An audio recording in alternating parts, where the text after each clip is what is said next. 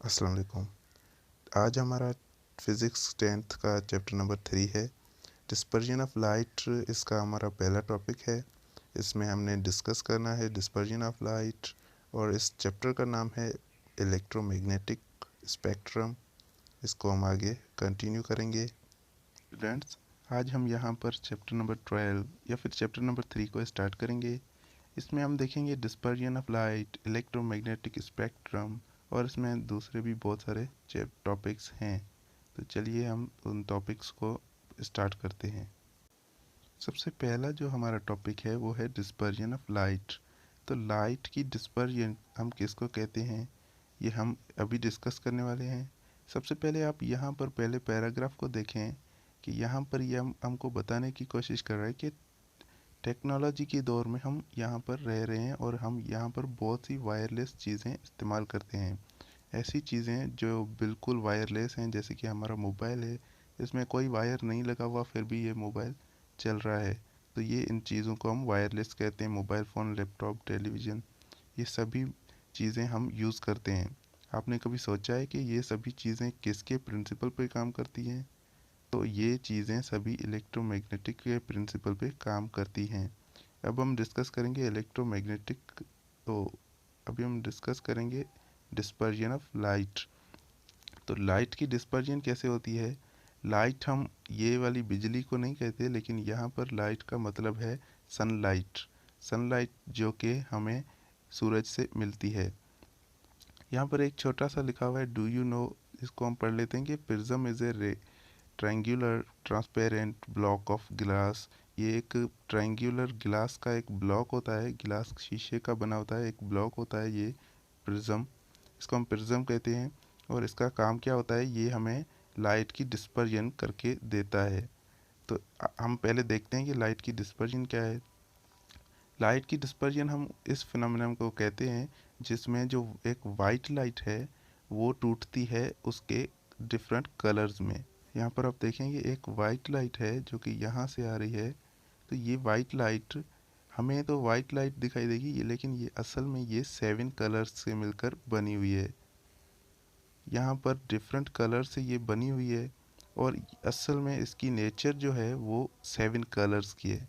ये 7 कलर्स की बनी हुई है होती है और इसको हम प्रिज्म की मदद से तोड़कर अलग कर सकते हैं। यहाँ से अगर प्रिज्म से कोई लाइट आएगी तो वो टूट जाएगी 7 कलर्स में।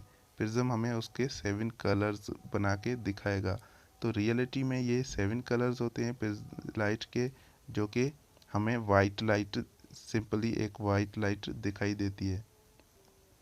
तो यहाँ पर सिंपली इसकी डेफिनेशन लिखी हुई है डिस्पर्जन की, कि splitting light into two is to constitute when it is passes through a glass prism. यहाँ पर जो जब भी लाइट, वाइट लाइट है, जो एक गिलास प्रिज्म से जब गुजरती है तो वो अपने 7 कलर्स में, डिफरेंट कलर्स में टूट जाती है जिससे वो बनी हुई है। तो उन्हीं कलर्स में अगर टूट टूट जाती है तो उसको हम बोलते हैं डिस्पर्जन ऑफ लाइट। लाइट जब अपने 7 कलर्स में टूटती है तो उसको हम बोलते हैं डिस्पर्जन ऑफ लाइट। यहाँ पर एक छोटा सा डायग्राम दिया हुआ है, ये वाला। आप इसमें देखें कि ये वाइट लाइट है, यहाँ से जो आ रही है ये वाइट लाइट है और ये हमारा है प्रिज्म। यहाँ पर ये प्रिज्म है और ये हमें 7 कलर्स लाइट के बना के दे रहा है। उसके बाद है स्पेक्ट्रम ऑफ वाइट लाइट। हमारा जो नेक्स्ट टॉपिक है वो है spectrum of white light. White light, अब स्पेक्ट्रम क्या चीज़ है? यहाँ पर तो हमने पढ़ा कि लाइट जब टूटती है तो उसको हम डिस्पर्जन ऑफ लाइट बोलते हैं। तो स्पेक्ट्रम क्या चीज़ है? तो आप देखें कि यहाँ पर जब प्रिज्म में ये लाइट टूट रही है, ये कलर्स जो बन रहे हैं ना, हम इस कलर्स के सीक्वेंस, इनको कलर्स को हम बोलेंगे स्पेक्ट्रम ऑफ वाइट लाइट। ये वाइट लाइट से टूट कर बने हैं तो हम इनको स्पेक्ट्रम ऑफ वाइट लाइट कहेंगे। इस पैराग्राफ में लिखा हुआ है कि जो वाइट लाइट 7 कलर्स में टूटती है वो कलर कौन कौन से हैं। यहाँ पर लिखा हुआ है कि ये हैं violet, indigo, blue, green, yellow और रेड और ऑरेंज हैं। तो इन कलर्स को हम एक एक्रोनियम के ज़रिए याद कर सकते हैं जो है विबग्योर। VIBGYOR। वी से वायलेट, आई से इंडिगो, बी से ब्लू, जी से ग्रीन, वाई से येलो, ओ से ऑरेंज और आर से रेड। और ये कलर हमेशा इसी सीक्वेंस में ही निकलते हैं। कहीं पर भी डिस्पर्जन अगर हो रही है तो सभी कलर इसी सीक्वेंस में निकलेंगे, और इस एक्रोनियम से हम उनको कलर्स को नाम याद कर सकते हैं। उसके बाद यहाँ पर लिखा हुआ है कि direction of white light is very depending upon the wavelength. यहाँ पर जो उनका वाइट डायरेक्शन है वो उनकी वेवलेंथ पे डिपेंड करता है कि उनकी उस कलर की वेवलेंथ कितनी है। अगर उसकी मिनिमम होगी तो वो यहाँ से स्टार्ट होगा और वहाँ से आई थिंक ब्लैक होगा कलर, और ब्लैक से सीधा फिर वो रेड की तरफ जाएगा, और रेड जो है वो हमारा हाईएस्ट वेवलेंथ वाला कलर है। उसके बाद यहाँ पर इसकी जो स्पेक्ट्रम ऑफ वाइट लाइट की डेफिनेशन है, the colour pattern produce by the dispersion of light is called spectrum of light. Spectrum of light हम किसको कहते हैं? जो हमारा कलर पैटर्न होता है जो कि डिस्पर्जन ऑफ लाइट से पैदा होता है। उसके बाद हमारा जो नेक्स्ट टॉपिक है, यहाँ पर हम देखें कि यहाँ पर हमें एक कलर का पैटर्न पूरा का पूरा हमें दिया हुआ है यहाँ पर, और ये सारे के सारे कलर्स हैं जो कि हमें डिस्पर्जन ऑफ लाइट के बाद देखने को मिलेंगे। आपने कभी रेनबो देखा होगा इस तरह का, जब वो 7 कलर्स उसमें होते हैं और वो हमेशा बरसात की मौसम के बाद निकलता है, तो वो भी डिस्पर्जन ऑफ लाइट की वजह से ही होता है। वो हम आगे नेक्स्ट टॉपिक में पढ़ने वाले हैं। तो यहाँ पर इन कलर्स की जो है वेवलेंथ लिखी हुई है और उनका रिफ्रैक्टिव इंडेक्स लिखा हुआ है। जो रेड कलर है इसका वेवलेंथ है 650 नैनोमीटर। यहाँ पर एनएम लिखा हुआ है तो इसका मतलब है नैनोमीटर, और नैनोमीटर क्या होता है? 10⁻⁹ 10⁻⁹ होता है। तो इसको हम अगर सिंपली मीटर्स में लिखना चाहें तो हम कैसे लिखेंगे? 650 इंटू 10⁻⁹ इसको हम ऐसे लिख सकते हैं साइंटिफिक नोटेशन में।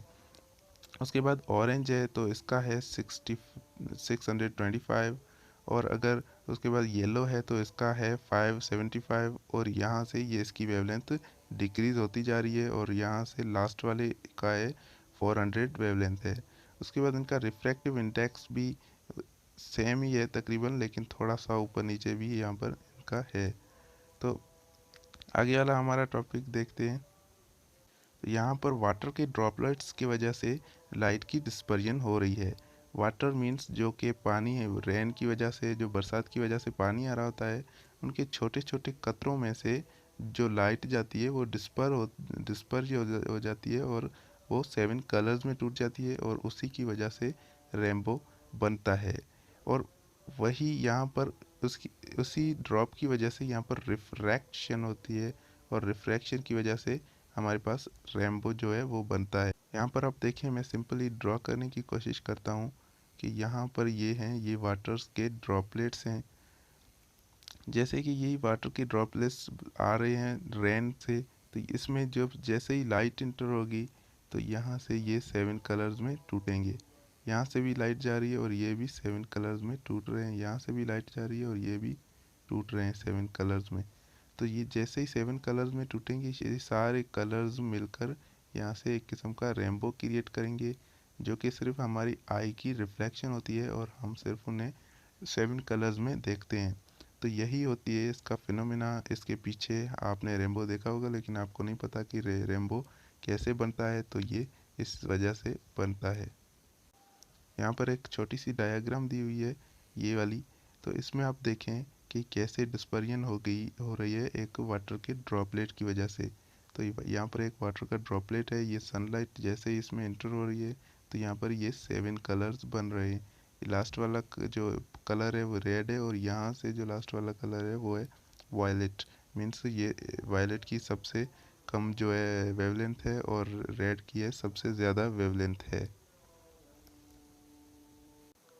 Speed of electromagnetic waves. अब है हमारा स्पीड ऑफ इलेक्ट्रोमैग्नेटिक वेव्स। तो स्पीड उनकी क्या है? इलेक्ट्रोमैग्नेटिक वे रेडिएशन वो होती हैं जो कि यहाँ पर मैं सिंपली आपको बताने की कोशिश करता हूँ कि इलेक्ट्रोमैग्नेटिक जो वेव्स हैं वो कैसे बनती हैं।